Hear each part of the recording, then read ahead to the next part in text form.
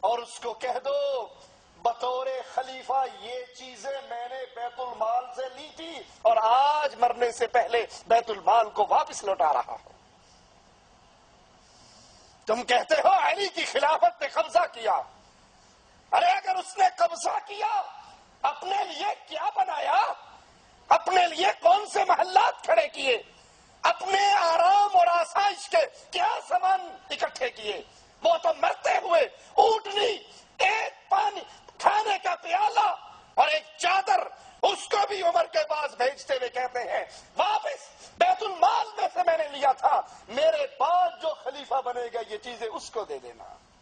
حضرت عمر رضی اللہ عنہ وارضا ان چیزوں کو دیکھ کر رو پڑے اور کہنے لگے ابو بکر پہ اللہ رحم فرمائے، خلافت کا کام کتنا مشکل بنا دیا۔ جو بیت المال کا پیالہ بھی اپنے گھر چھوڑ کر نہ مرا، جو بیت المال کی اونٹنی اپنے دروازے میں بندی ہوئی چھوڑ کر نہ مرا، جو ایک چادر بیت المال کی واپس دے کر مرا، تم اس کے خلاف زبان نکالتے ہو۔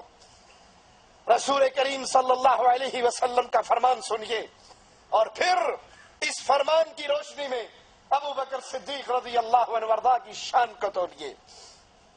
اللہ کے نبی علیہ الصلوۃ والسلام فرماتے ہیں تم میں امامت وہ کروائے، قوم کا امام وہ بنے جو سب سے زیادہ قرآن کا عالم ہو۔ امام کون بنے؟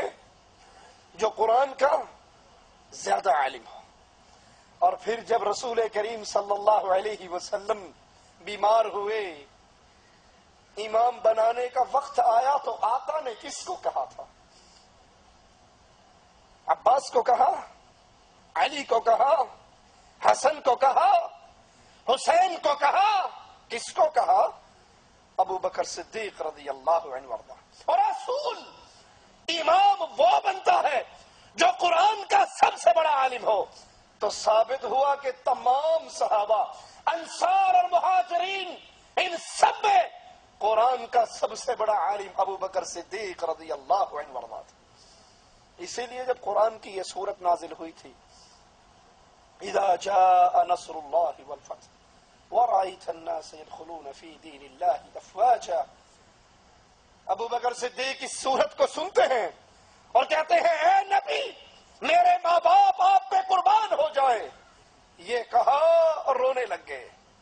لوگوں نے کہا اس بوڑھے کو دیکھو، کتنی خوشی کی بات ہے کہ دین اسلام پورا ہو رہا ہے، مسلمانوں سے مدد کے وعدے پورے ہو رہے ہیں، لوگ لشکر در لشکر اسلام میں داخل ہو رہے ہیں، اور یہ ابو بکر رو رہے ہیں۔ آپ نے کہا جس کو میں سمجھا ہوں تم نہیں سمجھ سکے۔ جب اسلام غالب ہو جاتا ہے، اسلام پورا ہو جاتا ہے، تو پھر اس نبی کی حاجت اس دنیا پہ باقی نہیں رہتی۔ جہاں اللہ کی نعمت پوری ہوئی ہے وہاں اس آیت میں یہ پیغام بھی ہے کہ اب جناب محمد کریم صلی اللہ علیہ وسلم ہم سے جدا ہونے والے ہیں۔ جب نبی فوت ہو گئے، صحابہ نے کہا سب سے زیادہ قرآن کا علم، قرآن کا فہم ہمارے اندر صرف ابو بکر صدیق کو تھا، ان سے زیادہ قرآن سمجھنے والا کوئی نہ تھا۔ اسی لیے رسول کریم صلی اللہ علیہ وسلم نے ان کو تمام صحابہ کی موجودگی میں امام بنایا۔ حضرت عائشہ رضی اللہ تعالی عنہا ایک موقع پر اپنے بابا کو ان الفاظ میں یاد کرتی ہیں، واللہ میرے والد سے کوئی بلند سے بلند ان کو چھو بھی نہ سکتا تھا، وہ مضبوط قلعہ دراز سایہ تھے، انہوں نے تمہاری مدد کی جب تمہیں ضرورت پڑی، وہ آگے بڑھے جب تم سست ہوئے، فتنے پھیلے تو ابو بکر صدیق رضی اللہ عنہ وارضا اپنے گھر سے اسلحے سے لیس ہو کر ننگے قدموں نکلے اور کہا سنو، اگر آج کوئی نہیں لڑے گا تو اکیلا ابو بکر اللہ کی توحید کے لیے آج جہاد کے لیے نکل چکا ہے۔ حضرت علی سوار ہو کے پیچھے گئے، خلیفۃ المسلمین واپس آ جائیے، اگر آپ کو کچھ ہو گیا پھر خلافت کا نظام دوبارہ قائم نہ ہو سکے گا۔ تمہاری مان لے کہ اہل بیت کی دشمنی تھی ابو بکر سے، تو جب ابو بکر جہاد کے لیے نکل رہے تھے حضرت علی کو تو کہنا چاہیے نا چھیتی جاوے جان چھوٹے، میرا راستہ صاف ہوئے، وہ پیچھے کیوں گئے تھے؟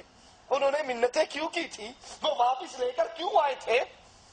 تم جھوٹ بولتے ہو، علی سچ کہتے ہیں۔ علی اور صحابہ کی محبتیں تھی، پیار تھا، اسی لیے حضرت علی ابو بکر صدیق کے پیچھے نکلے۔